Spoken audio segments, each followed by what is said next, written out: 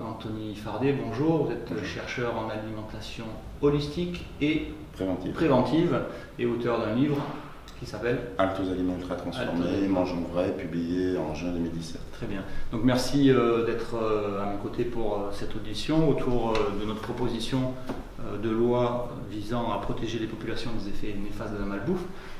Pour démarrer notre discussion, notre entretien, est-ce que vous pourriez rappeler ce qu'est pour vous un aliment ultra transformé, alors un concept qui n'est pas connu encore suffisamment du grand public et qui pourtant est aujourd'hui au cœur des problématiques de l'alimentation ultra transformée?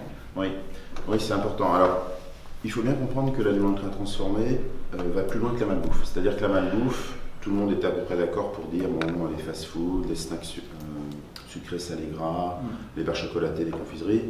Il y avait une espèce de consensus mou où tout le monde savait que c'était plus ou moins pas terrible. Par contre, l'ultra transformé va encore plus loin puisque, et c'est ça qui est très important, c'est qu'il englobe des aliments qui sont présentés comme plutôt bons pour la santé ou positivement et qui en fait ne le sont pas. Vous pouvez avoir des pains de mie marqués blé complet qui sont ultra transformés, vous pouvez avoir beaucoup de produits allégés en sucre, gras, du sans gluten, et qui sont en fait gorgés d'additifs et d'ingrédients qui sont des marqueurs de l'ultra-transformation. Alors pour donner une définition précise de l'ultra-transformé, c'est très important parce qu'il y a beaucoup d'amalgames, d'imprécisions dans les médias et je crois que c'est l'occasion de bien repréciser les choses. D'abord, les aliments ultra-transformés sont une catégorie d'aliments industriels, donc il ne faut pas amalgamer industriel et ultra-transformé. C'est une catégorie. Vous avez des aliments industriels qui ne posent pas de problème pour la santé, congelés, surgelés, conserves, des yaourts, etc.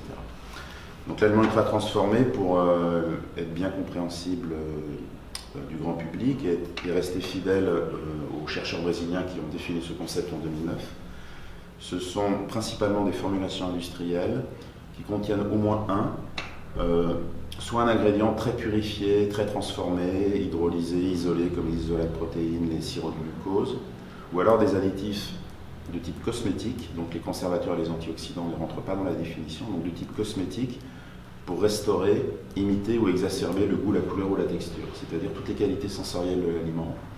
Donc on les exacerbe un peu pour cacher la misère, il faut bien le dire, pour donner aussi envie d'y revenir. Et on est bien dans une idée cosmétique, c'est-à-dire pour maquiller le produit. C'est pour ça que moi je les ai appelés des faux aliments, parce que les vrais aliments n'ont pas besoin de ces ingrédients et additifs cosmétiques. Voilà, donc le marqueur de l'ultra-transformation, c'est ces ingrédients et additifs cosmétiques. On pourrait rajouter certains procédés technologiques très drastiques. Par exemple, une galette de riz soufflé n'a rien d'ajouté dedans, mais c'est tellement, si vous voulez, le riz a tellement été déstructuré que ça en fait pratiquement du sucre. Donc on réfléchit aussi au fait d'introduire des traitements qui seraient aussi un marqueur de l'ultra-transformation. Mais enfin, pour l'instant, le mot-clé, c'est quand même des ingrédients et additifs très, très transformés et cosmétiques. Oui, pour revenir juste en deux mots sur la galette de blé, c'est quoi? C'est tous ces process d'extrusion? Oui, cuisson-extrusion, soufflage. Vous pouvez avoir, qu'est-ce qu'il y a d'autre?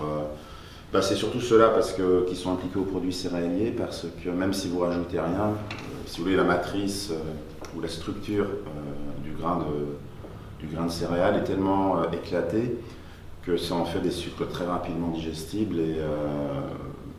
et donc c'est pas conseillé de consommer régulièrement par exemple des galettes de riz soufflé, même si c'est présenté bio, sans additifs, etc.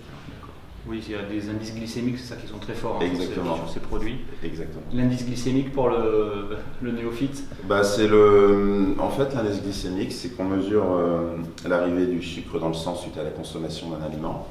Et on la compare à un aliment de contrôle qui est le glucose tout simplement, puisque le glucose c'est ce qui élève le plus vite le sucre dans le sang.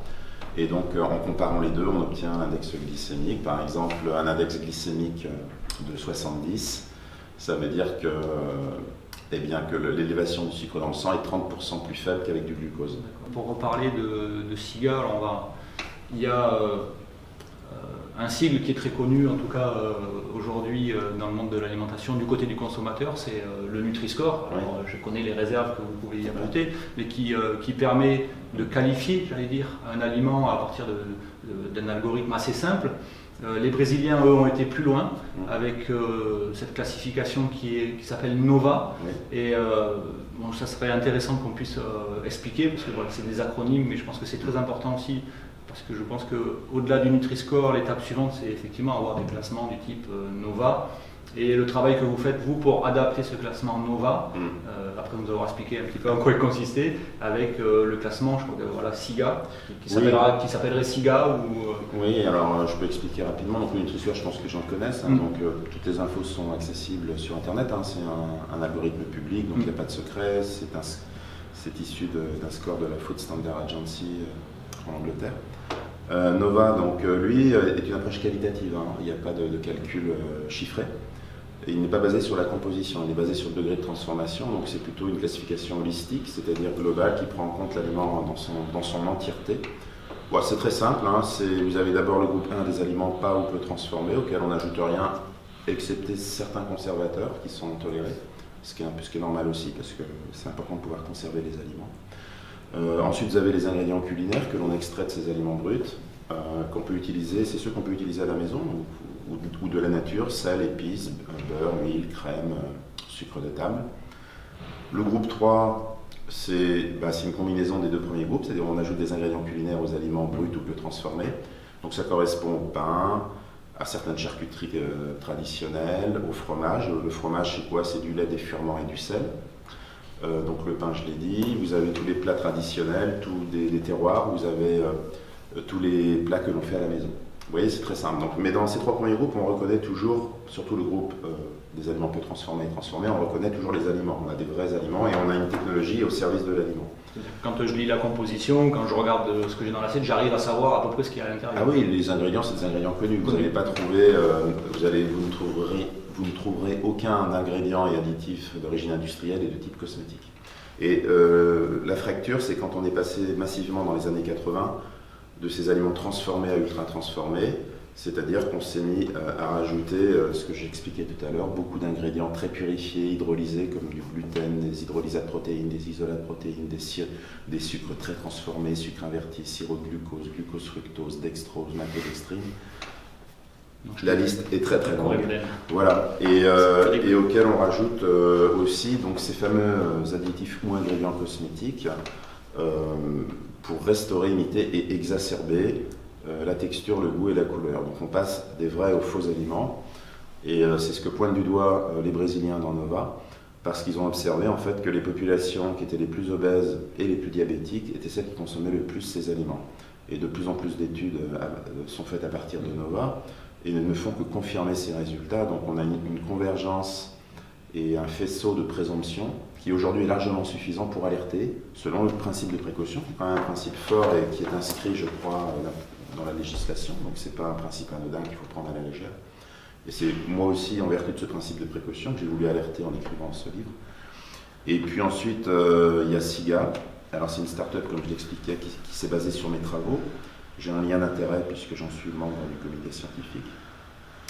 Il y a eu 2 ans de travail scientifique très sérieux fait. Alors on n'est pas, je dis plutôt SIGA que on, parce que moi j'ai juste un rôle consultatif. Ils sont partis de Nova et ils ont voulu décortiquer les 4 grands groupes Nova parce que on pensait que c'était important quand même de prendre en compte des choses qui n'avaient pas été prises en compte, comme le fameux effet matrice dans les aliments peu transformés. Par exemple, les Brésiliens mettent un jus 100% frais pressé dans le même groupe que l'orange. Donc nous, on pensait que c'était important de prendre en compte la perte de l'effet matrice. C'est ce qu'on a fait. Donc on a fait 2 groupes. On a fait non et peu transformés. Dans les aliments transformés, vous rajoutez du sel, du sucre et du gras. Mais les Brésiliens ne tenaient pas vraiment compte de la quantité. Donc nous, on a pris en compte des seuils et on a fait 2 groupes dans les transformés. Donc on a inclus la composition, mais si vous voulez, secondairement. Ce n'est pas la porte d'entrée principale. La porte d'entrée principale est bien l'aliment dans sa complexité. Et dans les ultra transformés, alors là c'est un peu plus compliqué. Je crois il y a 3 sous-groupes pour le grand public et 5 pour les industriels ont été créés, qui prennent en compte teneur en sel, sucre et gras, le degré de transformation pas seulement de l'aliment mais des ingrédients, le nombre et le risque potentiel des additifs qui a été évalué selon une procédure propre à SIGA. Donc ça fait des... Si vous voulez, tout est pris en compte en fait dans ce score, c'est pour ça qu'il est très intéressant. D'accord. Alors il y a une prise en compte plus large qui est effectivement plus complète. Nova, on était sur 4 groupes. SIGA, Plus de 10, visiblement. 7 pour le consommateur. 7 pour le consommateur, d'accord. Pour l'instant, mais bon, je pense qu'on va en rester là. Oui, parce que ce qui peut paraître intéressant, c'est autant le Nutri-Score, il a un grand succès, bien qu'il soit facultatif aujourd'hui, parce qu'il est très lisible et très simple. On a 5 niveaux. L'idée, ça serait que demain, après le Nutri-Score, on ait une étiquette Nova 1, 2, 3, 4 ou SIGA de 1 à 7 avec le même effet du vert au plus rouge, et qui permettrait vraiment aux consommateurs d'avoir cette approche visuelle rapide, sans avoir une connaissance scientifique complète de l'alimentation. Parce que c'est bien, aujourd'hui on voit aussi cet enjeu-là quand on lit aujourd'hui les compositions, des étiquettes. C'est extrêmement compliqué. C'est impossible pour quelqu'un qui n'est pas expert. Et c'est pour ça que SIGA fait ce travail. Parce qu'on sait que c'est pas possible pour les gens. En fait, ce qu'on voulait, c'est que on appelait ça les marqueurs de l'ultra-transformation, les MUT.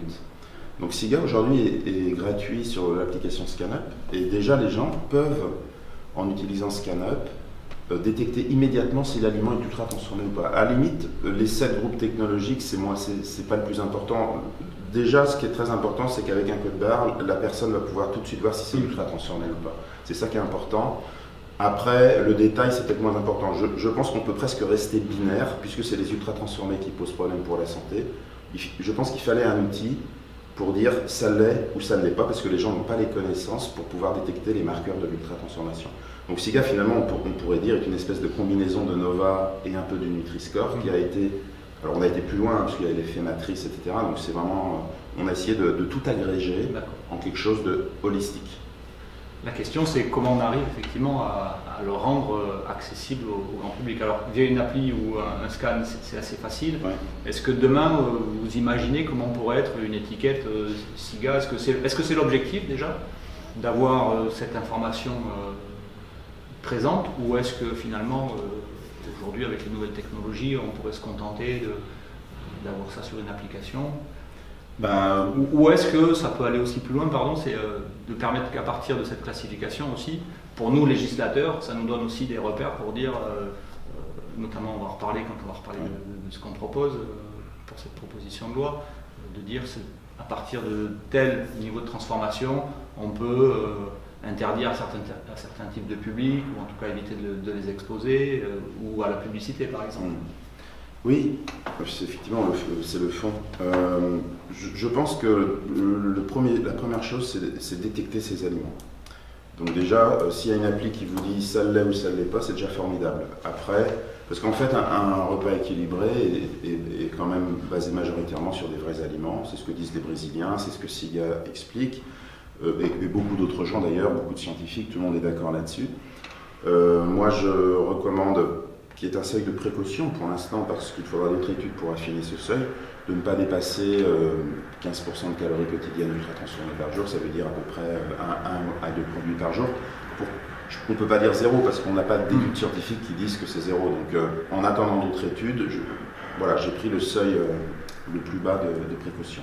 Donc on voit que si même aujourd'hui le Nutri-Score était effectivement qu'une vision partielle, on tend quand même à dépasser ça aujourd'hui et puis à aller plus en avant. Oui, parce que le problème pas seulement le Nutri-Score, mais beaucoup de scores réductionnistes qu'ils ont utilisés dans le monde ne permettent pas de filtrer le degré de transformation. C'est-à-dire que vous pouvez avoir beaucoup de produits qui sont très bien classés avec ces scores et qui sont ultra transformés. Nous on a évalué, ça peut aller jusqu'à 50%. Et donc, si vous voulez, à long terme, on voit bien que si on reste trop réductionniste, on ne va pas pouvoir apporter de solutions vraiment durables. Oui, c'est ce que les dernières études scientifiques en fait ont montré. C'est cette corrélation dont vous parliez entre consommation d'aliments ultra transformés et puis l'émergence de ces pathologies chroniques. On l'avait relevé aussi dans la commission d'enquête. Parce que dans les aliments ultra transformés qui expliquent le problème sur la santé, il n'y a pas seulement le sel, le sucre et le gras, c'est vrai, mais après il y a les additifs dont on sait peu de choses finalement. Il y a le fait qu'il soit peu rassasiant, qu'il soit hyperglycémiant. Donc vous voyez, tout ça, c'est des choses peu rassasiant, hyperglycémiant. Par exemple, c'est typiquement lié à l'effet matrice. On n'est pas dans la composition, on est dans la perte de l'effet matrice. Juste pour terminer, c'est que on a très longtemps négligé le fait, par exemple, si on prend un collier de perles, on le dissocie, on met les perles séparées et on met le fil à côté. On a la même composition des parties séparées que le collier entier. On a bien la même composition. Mais on ne va pas avoir le même effet sur la santé. Parce que les perles isolées, sans le fil, ne vont pas agir pareil sur la santé. Donc l'approche holistique, c'est de dire que le fil qui relie les perles a un a effet fait sur la santé. Et ça n'a jamais été pris en compte. On a toujours raisonné sur les perles qui ont un effet sur la santé. Mais on n'a jamais très peu considéré que le fil qui les relie, lui aussi participe de la santé. C'est ça l'approche holistique. Oui. C'est aussi simple que ça. D'accord. Bon, voilà une bonne image pour finir d'expliquer notre affaire des aliments ultra transformés et des enjeux qu'il y a derrière. On va passer peut-être sur la question plus qui nous occupe aussi sur cette proposition de loi, les propositions législatives. Avant de démarrer ça, une question toute bête que se posent beaucoup de gens que j'ai rencontrés à l'issue de la commission d'enquête, c'est pourquoi les industriels produisent autant d'aliments ultra transformés aujourd'hui, parce qu'on voit quand même il y a une poussée aussi de ce côté-là. Certes, il y a une demande parce que nos modes de vie ont beaucoup bougé, mais on pourrait se contenter de ce qui existait déjà, du surgelé, des conserves, des aliments industriels qui ne soient pas des ultra transformés. Est-ce qu'en 2 mots, vous pouvez nous donner peut-être, si vous en avez une, j'imagine que oui, une idée, qu'est-ce qui pousse les industriels aujourd'hui vraiment à aller très très loin dans l'ultra transformé? Oui, alors la première raison est philosophique, c'est l'approche réduction. Ça c'est clair, c'est-à-dire les sociétés occidentales raisonnent par partie, c'est-à-dire on fractionne les choses pour mieux étudier la réalité.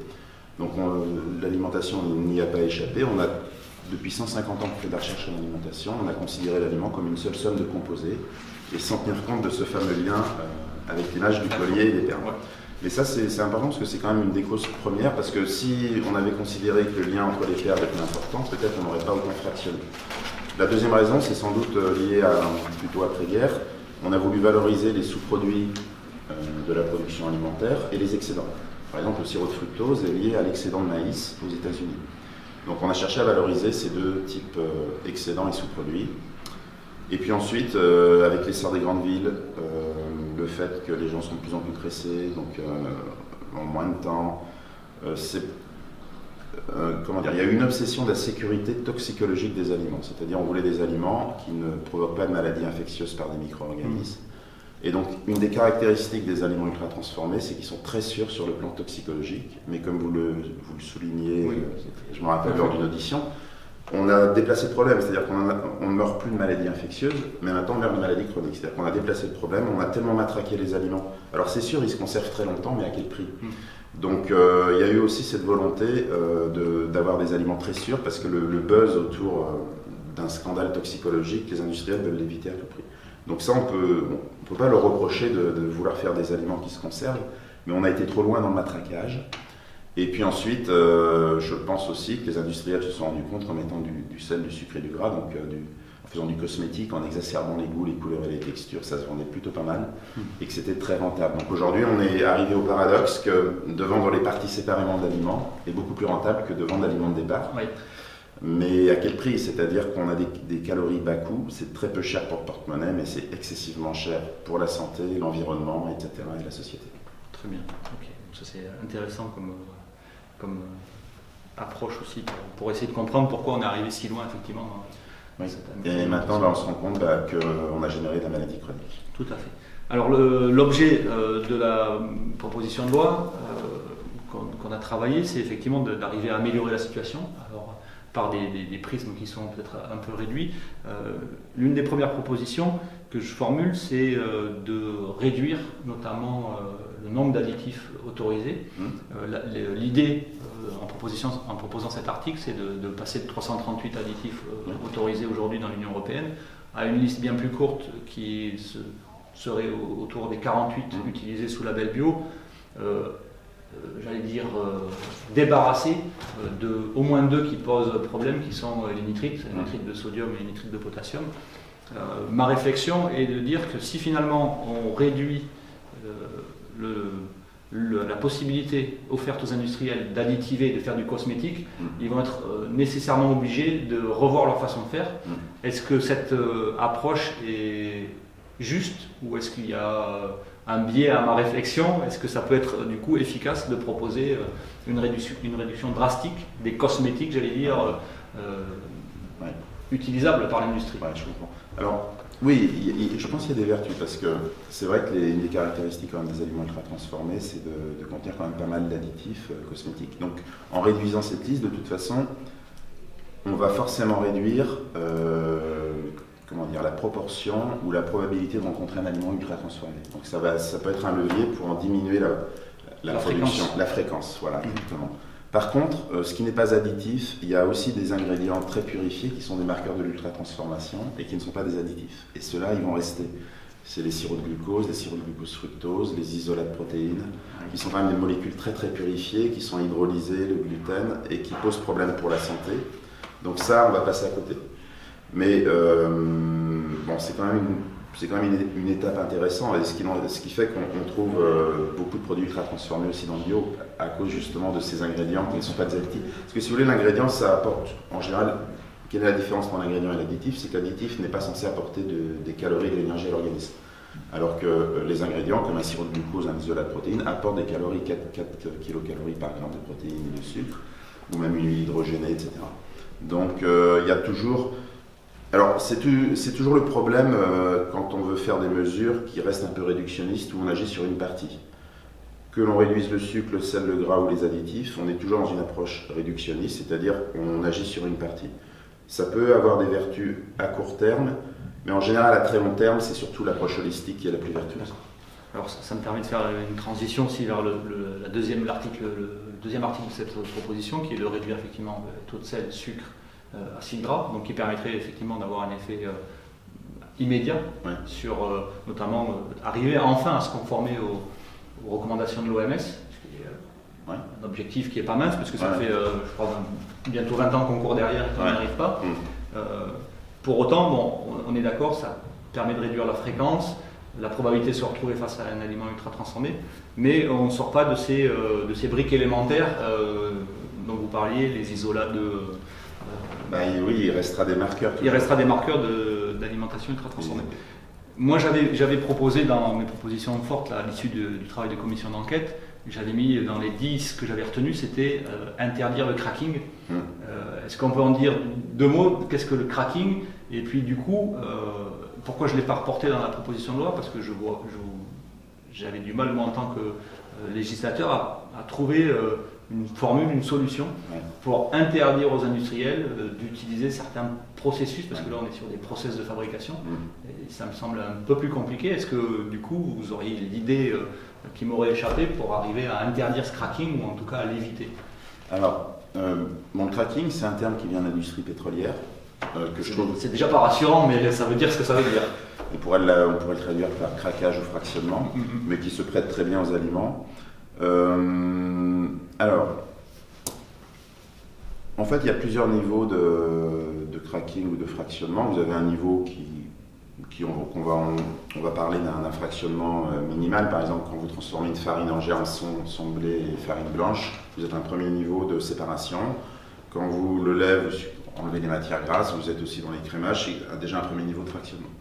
Où je pense que ça devient vraiment problématique, c'est quand on va beaucoup plus loin et qu'on va jusqu'à isoler les molécules vraiment constitutives de l'aliment de manière isolée, parce qu'on sait bien que les parties isolées n'ont pas le même effet sur la santé que l'ensemble. Alors, interdire le cracking paraît peut-être un peu difficile. Moi, je pense que si vous voulez, on a le sentiment que plus on fractionne et plus on éclate nos aliments, plus on génère de la maladie chronique. Ça, c'est vraiment une intuition de chercheur. J'en suis convaincu. On l'observe, on peut l'observer aujourd'hui dans le monde entier.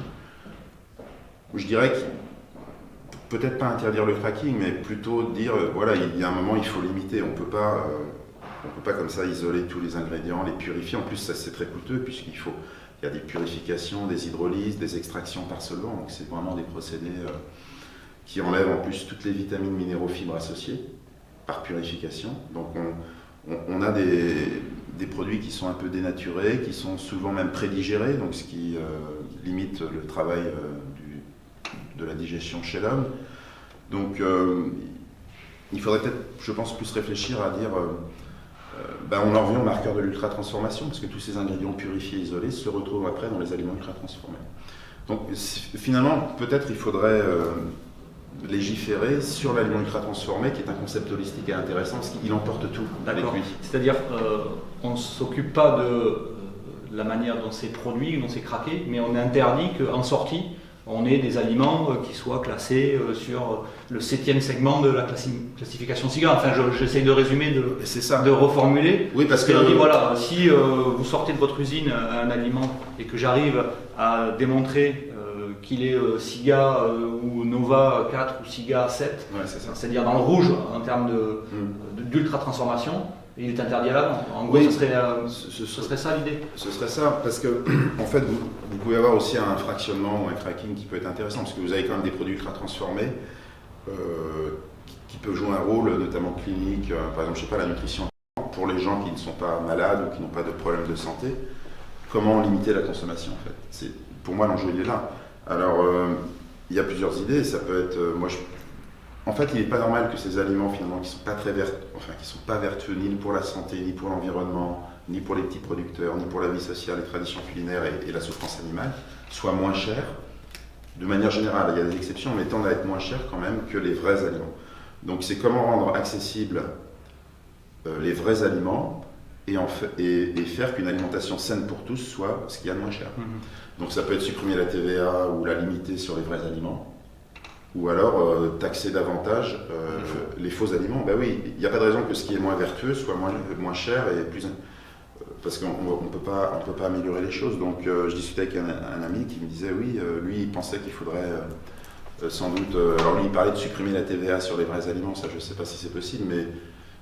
peut-être c'est la voie législative qui est souvent la plus efficace et la plus contraignante, mais il faut vraiment que les vrais aliments soient accessibles au plus grand nombre, parce que si vous voulez, en restauration collective, à peu près plus de 30% de notre alimentation est hors foyer, enfin disons est prise dans des situations collectives. Et on se rend compte que ce qui nous est servi dans ces conditions collectives, on n'a pas la liste des ingrédients, on ne sait pas d'où vient l'aliment. Donc il faudrait avoir une obligation de savoir d'où vient cet aliment, et la liste des ingrédients est sourcée. Il y a même maintenant des boulangeries où c'est marqué fait maison, alors qu'en fait c'est pas du fait maison, ils réchauffent juste des choses qu'ils ont achetées industrielles. Ils mettent fait maison parce qu'ils l'ont réchauffé sur place. Mais on ne sait pas ce qu'il y a dedans, c'est peut-être que de l'ultra transformé en fait qui nous servent. Des pâtisseries qui sont servies au restaurant en dessert, et ça se trouve elles sont ultra transformées. Donc il y a un devoir aussi de transparence qui est indispensable. Après tout, on met de l'argent pour acheter un aliment, la moindre des choses, c'est de savoir ce qu'il y a dedans. Ça me paraît le b.a.-ba. Donc, c'est peut-être revenir à ces b.a.-ba. Mais interdire le cracking, non, ça me paraît pas possible parce qu'il y a des situations où de toute façon il faudrait le faire. Et puis, par exemple, si on obtient des minéraux et vitamines par cracking et que des gens ont besoin de compléments parce qu'ils ont vraiment des vraies déficiences importantes, là ça peut être utile. Voilà. Donc, par contre, non, la cible de l'aliment ultra transformé est vraiment intéressante parce que, comme je le dis, c'est une cible holistique et globale qui emporte beaucoup de choses avec elle. C'est-à-dire, plus on est holistique, en fait, d'un point de vue sociétal, plus c'est intéressant parce que plus on embarque de choses avec nous. Et avec l'aliment transformé, on n'embarque pas seulement la santé, on embarque l'environnement, on embarque la vie sociale, les traditions, les petits paysans. C'est effectivement aussi un des enseignements, je veux dire, de la commission Marek, c'est que quand on prend l'alimentation, quel que soit le petit fil que l'on tire, en fait, c'est une grosse pelote qui mêle beaucoup de choses de nos modes de vie, qui dit beaucoup de... Alors par contre, si on cible trop une partie et qu'on est trop réductionniste, on emportera peu de choses derrière. Je ne sais pas si vous voyez ce que je veux dire. En prenant qu'une petite partie et réglementer une petite partie, on n'embarquera pas grand-chose derrière à long terme. Alors que si la cible est holistique, on emporte beaucoup de choses et là ça devient vraiment vertueux et durable à long terme. C'est vraiment le principe de l'approche holistique. Okay. Donc c'est plus efficace, mais effectivement c'est aussi du côté du législateur beaucoup plus compliqué. Voilà, c'est comment on arrive à tirer ce fil pour amener parce que le maximum de choses. Plus vous êtes global, plus vous allez faire crier les gens, quoi. Alors que si vous prenez qu'une petite partie, ça peut peut-être plus facilement se négocier. On a déjà vu comment ils criaient beaucoup quand on prenait juste la question du sel. Si vous prenez le global, si on prend, je sais bien, mais tout l'enjeu est là. Tout l'enjeu est là, ok, très bien.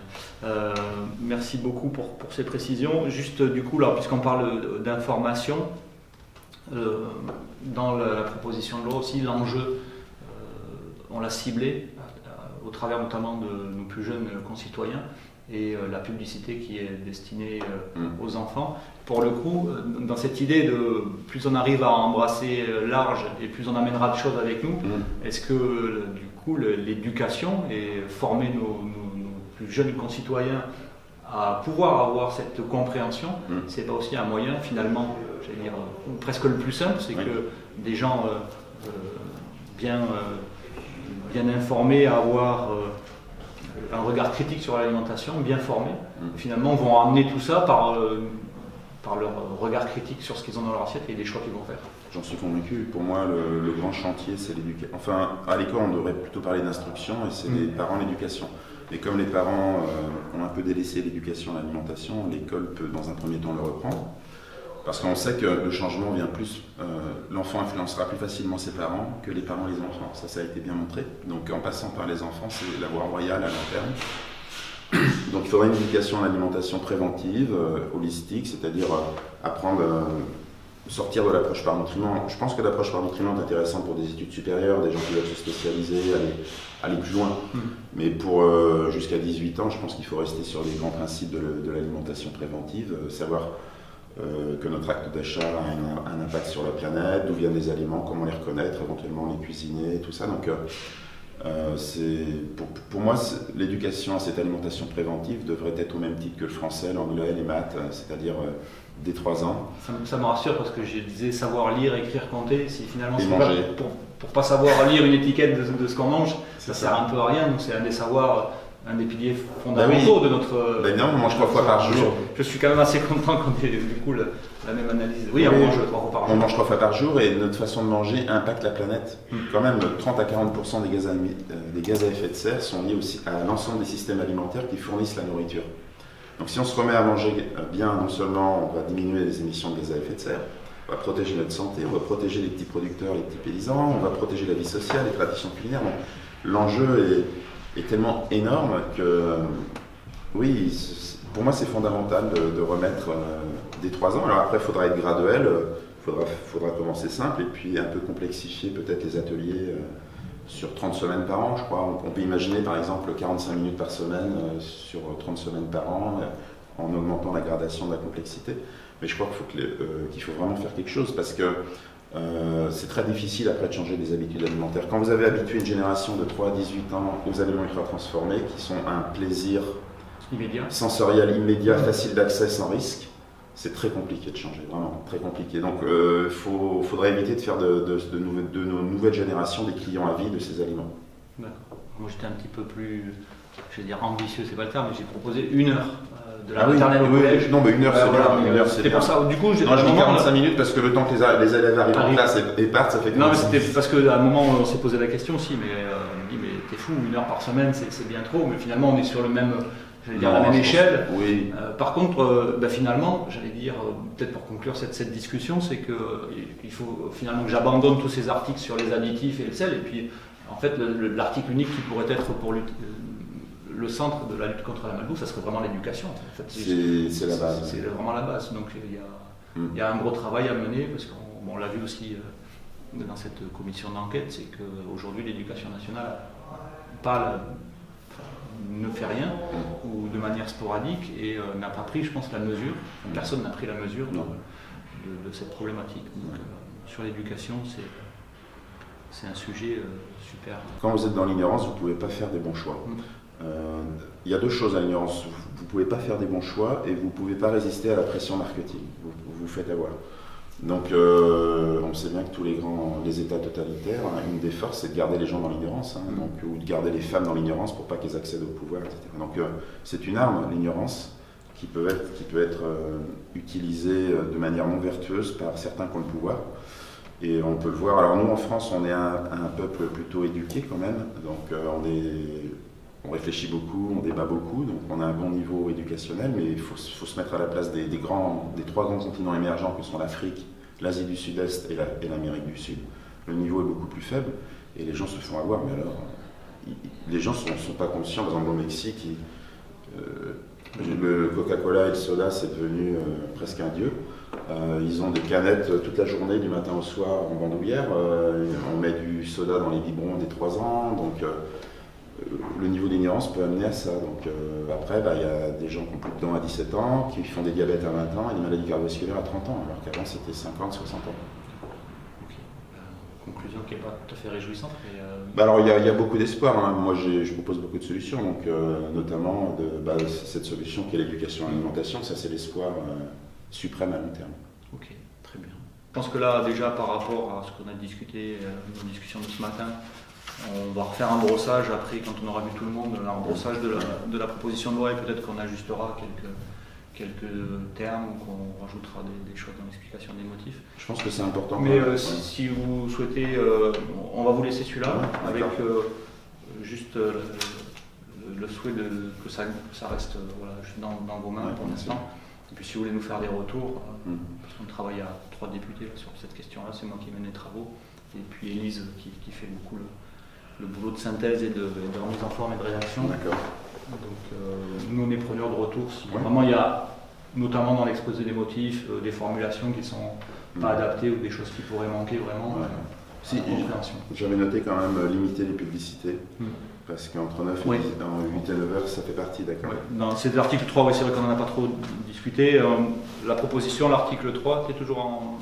Oui, Donc la proposition, l'article 3, c'est interdire la publicité de 7h à 22h à destination des enfants et des adolescents. Alors, le problème, c'est comment on définit quel type de publicité on interdit. Et, moi, j'étais plus sur le truc maximum qu'on interdit sur une large plage horaire et puis tout ce qui est... De toute façon, on est en train de rentrer dans une logique qui n'est pas très loin de ce qu'on a avec le tabac et l'alcool, c'est-à-dire que il y a un moment, il faut leur se poser les bonnes questions. Par exemple, quand on voit des publicités qui associent l'amour des enfants, alors l'amour des parents à leurs enfants, au fait qu'ils leur donnent une barre chocolatée à 16h. En fait, ça passe inaperçu, mais moi je trouve ça hyper choquant, quoi. Je veux dire, c'est grave. C'est-à-dire que les parents ont l'impression qu'ils aiment leurs enfants parce qu'ils leur donnent un produit qui finalement n'est pas bon. Surtout que l'idée, c'est quand même de le donner régulièrement à 4 heures tous les jours. Donc je veux dire, on devrait, une pub comme ça devrait être interdite, ça c'est clair et net. Oui. Il faudrait faire la loi E20 de l'alimentation. Oui, voilà, où il faudrait, ou au moins les tranches horaires qui touchent les enfants, c'est-à-dire 8-9 heures le matin quand ils prennent leur petit déjeuner, et puis peut-être en fin d'après-midi, quoi. Oui, alors c'était un petit peu l'écueil aussi de la législation qui existe actuellement, qui est limitée au programme jeunesse, sur des créneaux horaires qui sont très réduits, et puis on voit bien que les gamins ils sont parfois devant la télé dès le matin au petit déjeuner pendant que les parents s'occupent du petit frère ou de la petite sœur, et le soir au moment du repas familial, qui on en pense qu'on en veut, mais parfois ou même souvent se passe devant la télé. Et donc c'est là qu'on a les messages publicitaires aussi qui imprègnent le... parce que les enfants ils sont très sensibles. Le cerveau. Oui, on sait bien, c'est vrai que les études l'ont prouvé, en plus ils sont des prescripteurs. C'est ça. Exactement.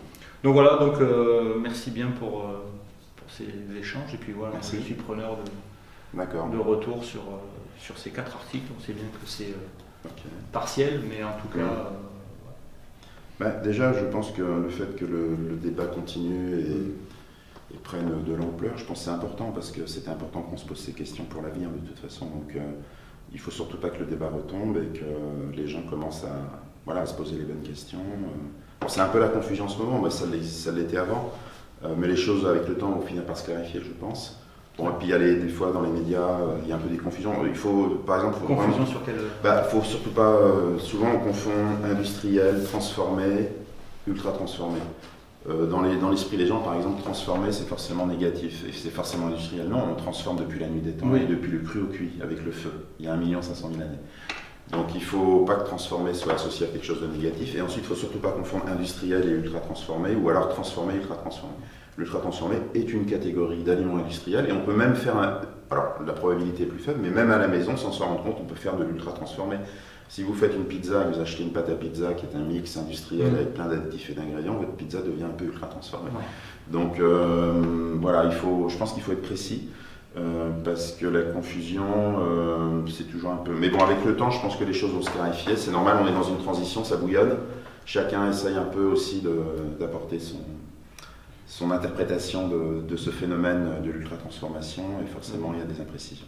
Oui, c'est vrai que je ne l'ai pas opposé non plus. Je dis effectivement, nos modes de vie aujourd'hui imposent qu'on ait de la nourriture industrielle. Donc ça, on peut, sauf à aller contre. Vous pouvez acheter des yaourts nature industrielle, il n'y a aucun souci. Aucun souci. Il y a des conserves qui ne sont pas ultra transformées. La conserve n'est pas un mauvais aliment. Alors peut-être vous aurez un goût moins super que si vous le faites à la maison. Vous avez du surgelé, du congelé. Vous avez des entreprises comme Selnat au Puy-en-Velay qui fait des produits céréaliers peu transformés à partir de bio. Ils ne font aucun ultra transformé, c'est des produits de grande qualité. Donc, non, il y a toute une frange de l'industrie qui fait des produits tout à fait corrects et de qualité. Il faut le souligner. Ouais.